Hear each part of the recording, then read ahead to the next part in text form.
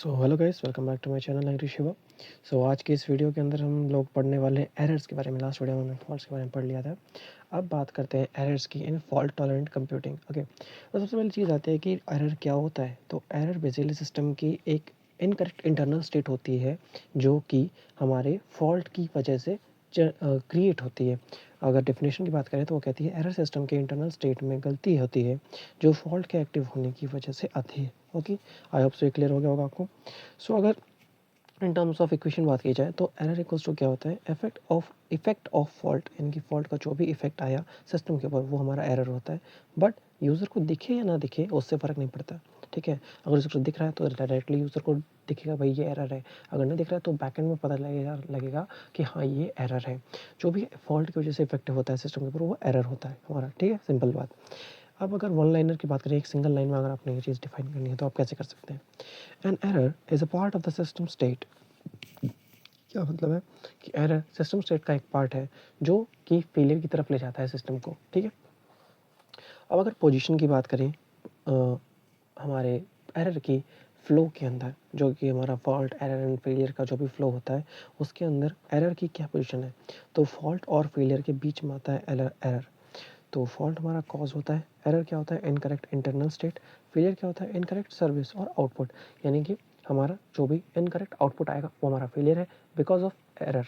ठीक है, and error क्या है, इनकरेक्ट इंटरनल स्टेट, जो कि किस वजह से हुई, फॉल्ट की वजह से। तो this is link to this is link to this, ये पूरा इनका फ्लो एंड पोजिशनिंग है। ओके, देन हम बात करते हैं हाउ एरर ऑकर्स, और एरर्स आते कैसे हैं। तो सबसे पहला जो मेन पॉइंट्स है कि फॉल्ट प्रेजेंट होता है, यानी कि फॉल्ट क्रिएट होता है किसी तरीके से, आता है सिस्टम के अंदर, देन वो एक्टिवेट होता है, मतलब एक्टिव होता है।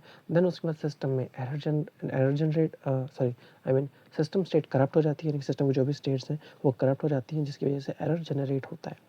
अगर एरर डिटेक्ट एंड रिकवर हो जाए तो फेलियर नहीं होता है।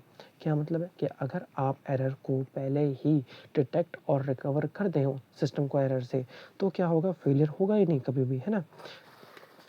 एरर की जो स्टेट है वो चली जाएगी।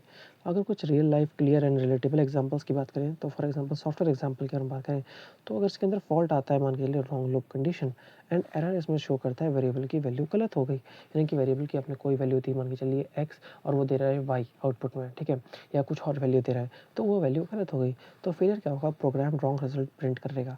फॉर एग्जांपल आपने एक रॉन्ग लूप कंडीशन लगा दी और आपको चाहिए था कि भाई इवन नंबर्स आए, लेकिन वो अब दे रहा है ऑड नंबर्स का प्रिंट, तो वहाँ पर कहीं ना कहीं वेरिएबल की वैल्यू चेंज हुई है, जिसकी वजह से वो एरर्स आ रहे हैं। ठीक है, अब बात करते हैं हार्डवेयर एग्जांपल्स की। तो इसके भी तीन हमारे फ्लो स्टेजेस हैं। पहला fault, error error and failure. Fault की अगर बात करें तो मेमोरी बिट फ्लिप हो गई, अगर मान के चलिए कि मेमोरी चिप के अंदर एक भी बिट अगर फ्लिप होती है तो क्या होगा, जो स्टोर डाटा है वो करप्ट हो जाएगा। ठीक है, एंड सिस्टम क्रैश करेगा बार बार लगातार, जब तक कि सिस्टम को एक रीसेट ना मिले या फिर मेमोरी चिप दोबारा से रीअटैच नई वाली ना लगाई जाए या सिस्टम को रिपेयर ना किया जाए। देन अगर बात करें कुछ टाइप्स ऑफ एरर्स की, और हाँ, टाइप्स ऑफ एरर्स आप लोग याद से इन 5 पॉइंट्स को याद रख लीजिएगा, क्योंकि टाइप्स ऑफ फेलियर्स भी एज इट इज़ सेम ही होने वाले हैं, कुछ एक आधे ही अलग होंगे। ठीक है, सो बात करते हैं वैल्यू एरर की, जो क्या बताता है, सिस्टम रॉन्ग वैल्यू प्रोड्यूस करता है, यानी कि जब भी सिस्टम रॉन्ग वैल्यू प्रोड्यूस करेगा तो वो जो एरर आता है वो वैल्यू एरर आता है। फॉर एग्जांपल कैलकुलेटर अगर हमें देता है 8 इंस्टेड ऑफ 6, तो वो हमारा एक वैल्यू एरर है जो कि जनरेट हुआ है सिस्टम के थ्रू। ओके, नाउ हम बात करते हैं अगर स्टेट एरर की, तो स्टेट एरर में क्या होता है, सिस्टम इनवैलिड स्टेट में चला जाता है, जो भी हमारा सिस्टम है वो इनवैलिड स्टेट में चला जाता है, जो वैलिडेट नहीं हो सकती, जिसके अंदर हम काम नहीं कर सकते। For example deadlock in operating system. जहाँ तक मुझे उम्मीद है आप सभी को डेडलॉक के बारे में पता ही होगा, ऑपरेटिंग सिस्टम में क्या होता है। अगर नहीं होता तो मैं इन शॉर्ट में समझा देता हूँ कि जब भी आपका सिस्टम रिक्वेस्ट और रिस्पॉन्स दोनों चीज़ें एक्सेप्ट और गिविंग बंद कर देता है, यानी कि जब भी आपका सिस्टम रिक्वेस्ट लेनी, जो भी आप कमांड्स देते हैं वो लेना और उनके ऊपर रिस्पॉन्स करना बंद कर देता है, फ्रीज हो जाता है कुछ टाइम के लिए, तो वो एक डेडलॉक सिचुएशन होती है जहाँ पर आपके सारे रिसोर्सेज बिजी हो जाते हैं एंड आपका सिस्टम काम नहीं कर पाता, कोई भी सिस्टम हो, चाहे वो मोबाइल फ़ोन हो या फिर आपका कंप्यूटर सिस्टम हो। ओके, तो वो होता है डेडलॉक, और अब ये ऑब्वियसली ऑपरेटिंग सिस्टम के अंदर होता है। जो भी आप ऑपरेटिंग सिस्टम यूज़ कर रहे हैं, एंड्रॉयड, लिनक्स या फिर आप विंडोज़, मैक ओएस में भी कुछ भी यूज़ कर सकते हैं। अब बात करते हैं टाइमिंग एरर की। तो टाइमिंग एरर क्या बताता है, आउटपुट लेट या अर्ली आता है। और टाइमिंग एरर अगर आपके सिस्टम के अंदर आता है तो क्या होगा कि आपका जो भी आउटपुट है, आपने जो भी कमांड दिया उसका आउटपुट लेट आएगा या कुछ टाइम पहले ही आ जाएगा, ठीक है, कुछ ज़्यादा ही जल्दी आ जाएगा। For example real time system deadline miss करे, यानी कि रियल टाइम सिस्टम जो होते हैं, आप सभी को पता होगा रियल टाइम सिस्टम के बारे में, अगर नहीं पता तो मैंने बता देना, मैं वीडियो बना दूंगा, ठीक है। तो real time system deadline miss करना है, यानी कि रियल टाइम सिस्टम क्या है, डेडलाइन को मिस करते हैं। तो वो हमारा एक एग्जांपल है टाइमिंग एरर का। बेसिकली आप कोई भी सिस्टम आपका अगर कोई भी आउटपुट की टाइमिंग डेडलाइन को मिस कर रहा है कि भाई आपने इस टाइम तक ये काम सेंड करना था या फिर इस टाइम तक ये चीज़ अपलोड होनी थी, तो वो नहीं होती, तो क्या होता है, फॉर एग्जांपल आप मान के चलिए यूट्यूब पे जो हम वीडियोस पुश कर रहे हैं, ठीक है, पब्लिश करते हैं, तो पब्लिशिंग के लिए आप लोग शेड्यूल देते हैं। अगर शेड्यूल के ऊपर वो नहीं होती तो वो टाइमिंग एरर होता है। शेड्यूल के ऊपर अगर वो पब्लिश नहीं होती, पब्लिक नहीं होती, तो वो टाइमिंग एरर है। देन बात करते हैं लास्ट ओमिशन एरर की, जो क्या कहता है, रिक्वायर्ड रिस्पॉन्स मिसिंग होते हैं। जो भी रिक्वायर्ड रिस्पॉन्स होता है, मान के चलिए आपने सिस्टम को बोला भाई ये कमांड, ये जो है मेरा काम कर दो, मान के लिए आपने कहा उसको कोई कॉपी कर दो, बट वो कर रहा है कट या कर रहा है पेस्ट, और अगर उसको पेस्ट नहीं कर रहा वो कुछ भी नहीं कर रहा, तो वो जो रिक्वायर्ड रिस्पॉन्स है वो मिस हो जाता है।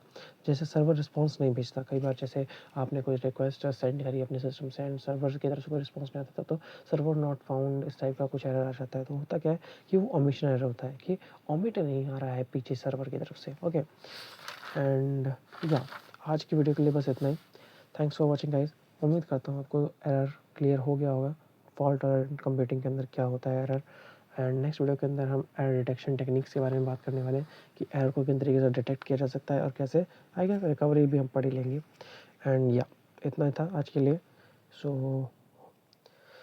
मिलते हैं नेक्स्ट वीडियो के अंदर। Thanks for watching again and till then see ya, bye bye.